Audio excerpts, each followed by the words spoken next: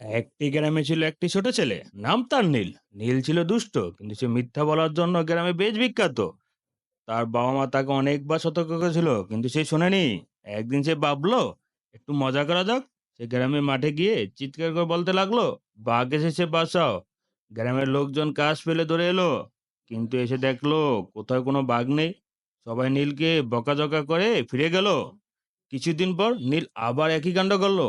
আবার লোকজন ধরে এলো। এবার কোনো বাঘের দেখা পেল না।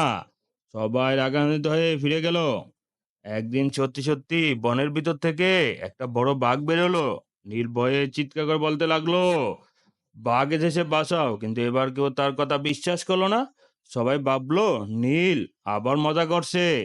বাঘটি নীলের কাছাকাছি চলে এলো। নীল প্রাণের ভয়ে দৌড়ে গিয়ে একটি গাছে উঠলো। অনেক কষ্টে সে বেঁচে ফিরলো। কিন্তু সেদিন থেকে নীল বুঝতে পারলো মিথ্যা কথা বলার ফল কত ভয়ানক। তারপর থেকে নীল কখনো মিথ্যা বলেনি। ধীরে ধীরে সে আবার বিশ্বাস ও ভালোবাসা ফিরে পেলো। আমরা শিক্ষা পেয়েছি মিথ্যা কথা বললে যোগ্যতা নষ্ট করে, এবং বিপদের সময় কেউ সাহায্য করতে চায় না।